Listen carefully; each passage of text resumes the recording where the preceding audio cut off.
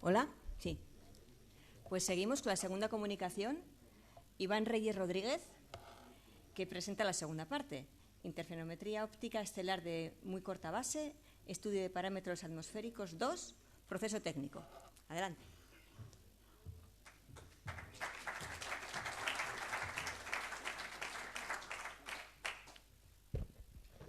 Hola, me llamo Iván Reyes, soy compañero de Mendy del máster y hemos estado trabajando juntos en este trabajo. Y yo os voy a ampliar un poco lo que sería el proceso experimental, de cómo se hace, si alguien quiere replicarlo e imitarlo, o ir más allá incluso. Entonces hay varias consideraciones a tener en cuenta en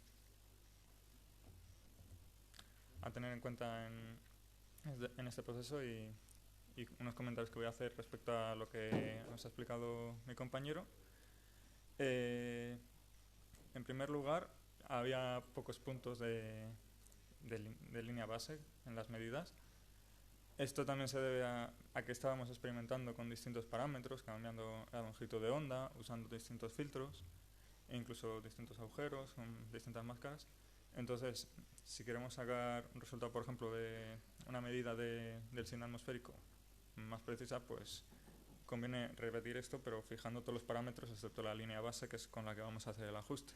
Y así podríamos usar todas las imágenes en un solo ajuste. Entonces, esa es la conclusión, que queremos más líneas base. Hay mucho hueco ahí en donde podemos poner puntos.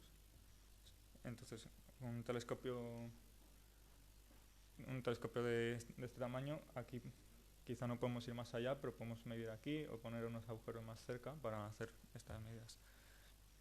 El setup experimental, estas medidas las he realizado con ayuda del grupo de Universitario de Astronomía de Valladolid, de UASIRMA, a los que tengo que dar las gracias por ayudarme con este telescopio y al realizar todas las medidas y todo.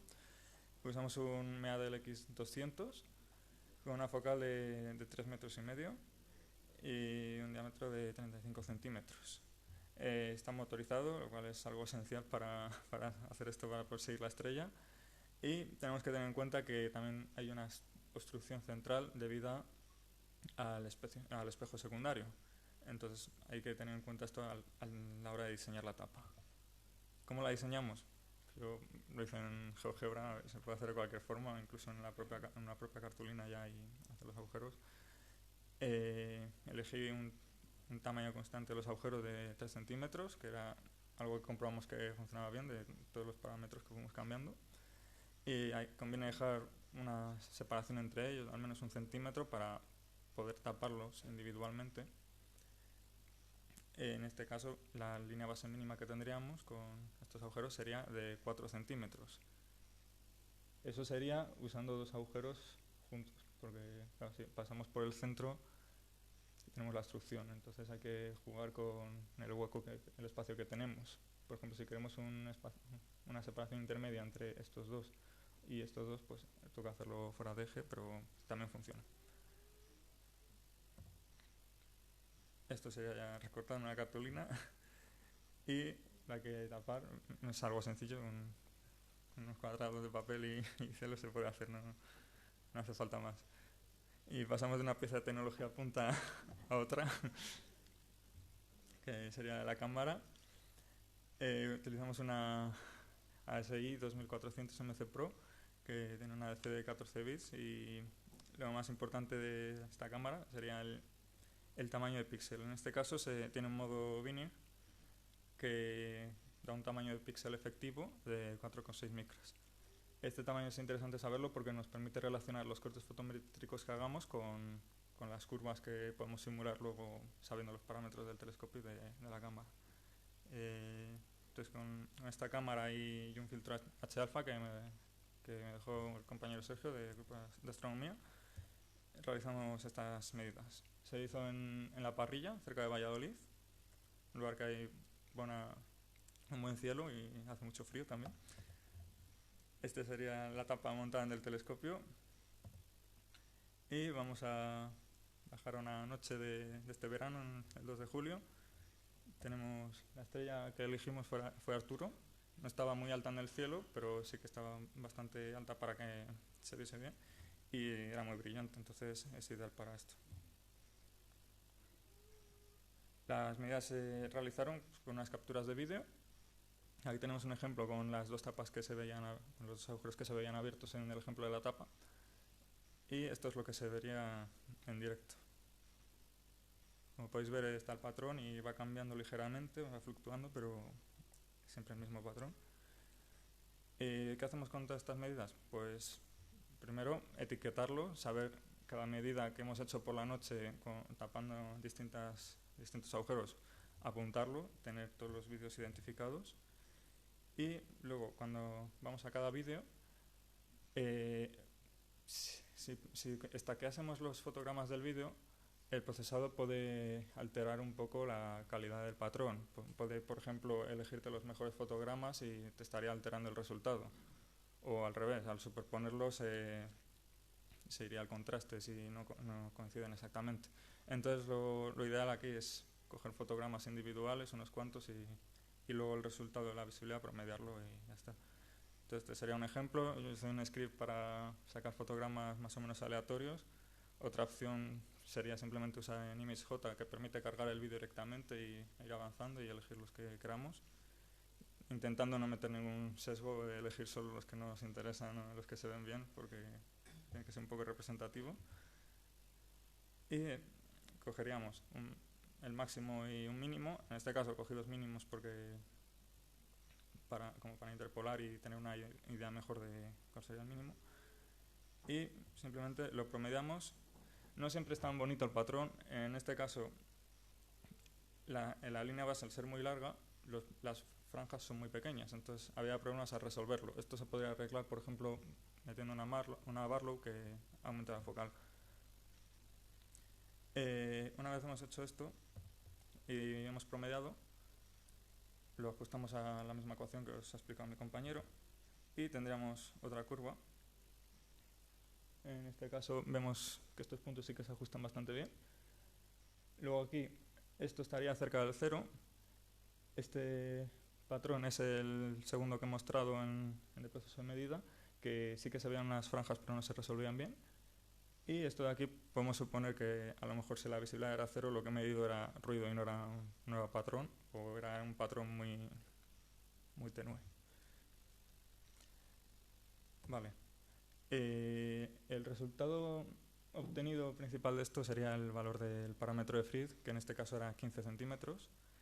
Pero esto, ¿cómo lo podemos asociar a algo más cualitativo? Sí.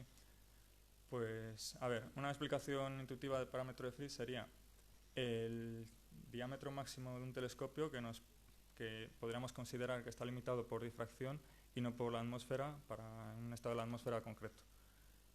Es decir, con un telescopio de más de 15 centímetros no vamos a estar limitados ya por difracción, sino por la atmósfera. Como podemos ver aquí, el patrón desaparece a más de 15 centímetros. Pero también podemos convertirlo eso a un tamaño angular. En este caso, con esta fórmula, veríamos que con 15 centímetros el tamaño angular sería de 86 segundos de arco, que sería el full width half maximum del telescopio. Este valor además lo podemos buscar una noche en NeoBlue cuando estemos observando y podemos compararlo. Este sería el SIM, por ejemplo, esta misma noche en Pamplona, y vemos que era peor que cuando hice la observación, por ejemplo. Entonces, si alguien lo repite, pues puede meterse en NeoBlue esa misma noche y apuntarlo para comparar a ver si le sale lo mismo. Aunque esto se mide creo que normalmente se mide a 500 nanómetros. Y yo usé filtro H-alfa, que es a 650, pero bueno, es parecido. ¿Qué otros valores cabría esperar del SIN? Pues bueno, en una noche típica, con condiciones atmosféricas típicas a nivel del mar, el SIN sería bastante peor. Entonces, esta sería la curva que podríamos obtener. Con un telescopio de 10 centímetros ya veríamos la visibilidad caer a 0 sin necesitar un telescopio de 30 o 35. Por otro lado, si tenemos unas condiciones extraordinariamente buenas, la curva tendría más esta forma y podríamos ver hasta 30 centímetros el patrón.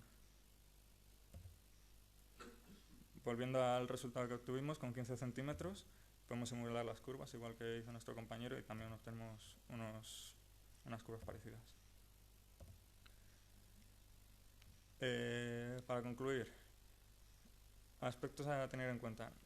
Hay que exponer bien las imágenes. Si sobreexponemos, el máximo se satura, entonces la visibilidad que medimos efectivamente es menor. Por otro lado, conviene aumentar el tamaño de la imagen, porque si no podemos resolver las franjas, al final se mezclan los máximos y los mínimos y sufre la visibilidad.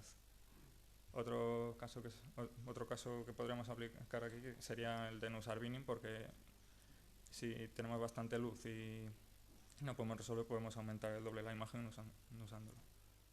En este caso, por último, también el tamaño de los discos lo podemos disminuir si tenemos bastante luz. Entonces esto hará que el patrón sea más grande y podríamos ver más franjas. Y también podemos coger unas líneas base un poco más cortas, porque hemos visto que en muchos casos con una atmósfera normal, pues con 15 centímetros es suficiente. Eso es todo. Muchas gracias.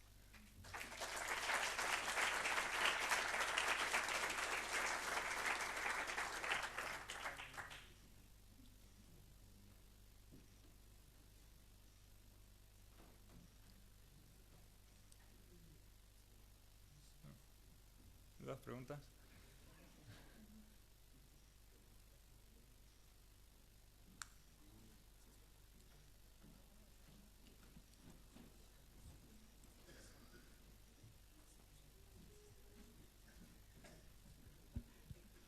Sí, una pregunta. ¿Qué software utilizáis para hacer las fotometrías?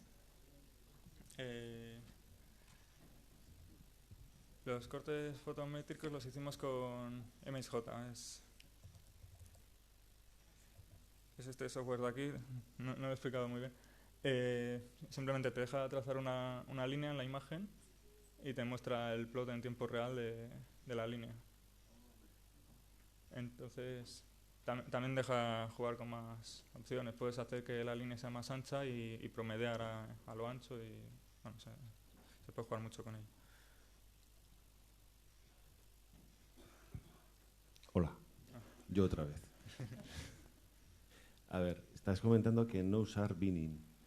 Entiendo que con el setup que habéis utilizado, que es una cámara CMOS, estas cámaras para poder hacer binning, no es un binning del todo real, como las CCDs, por ejemplo. Nosotros somos del cacharreo, entonces efectivamente las CMOS tienen sus problemas. Y estás comentando para incluso utilizar una Barlow. Lo que estás haciendo básicamente es hacer que tu setup con una Barlow estás subiendo la resolución por píxel. Sí. Pero hay gente que todavía tenemos CCDs que eso, haciendo un binning con CCD, puedes aumentar o puedes disminuir tu resolución por píxel. ¿Habéis llegado a probar esto? Porque seguramente si pedís colaboración luego ProAm, esto os lo vamos a plantear. Sí, no lo había tenido en cuenta, pero sí que es decir, habría estado bien que hubiésemos usado directamente esos métodos para hacer imágenes con mayor resolución por píxel. En un principio sí que pensaba que se iba a poder resolver, pero claro, al poner ya líneas base tan largas sí que quedan franjas muy pequeñas, y sí, lo de la Barlow es por eso, es para aumentar la resolución por píxel. Y luego el binning, esta cámara en concreto, sí que he comprobado que por defecto viene con ese binning, pero se puede desbloquear y tiene un modo desbloqueado que usa los píxeles individuales. Sale la imagen ahí, salían 4... Es decir, bueno, está aquí, sí.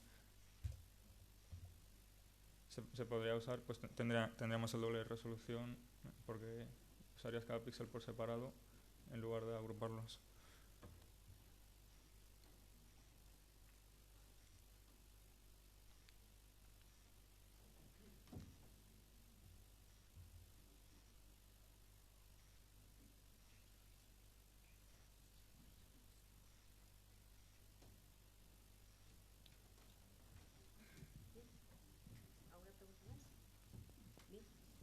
Pues nada, muchas gracias. Alberto. Digo, Iván. Y continuamos. Vamos a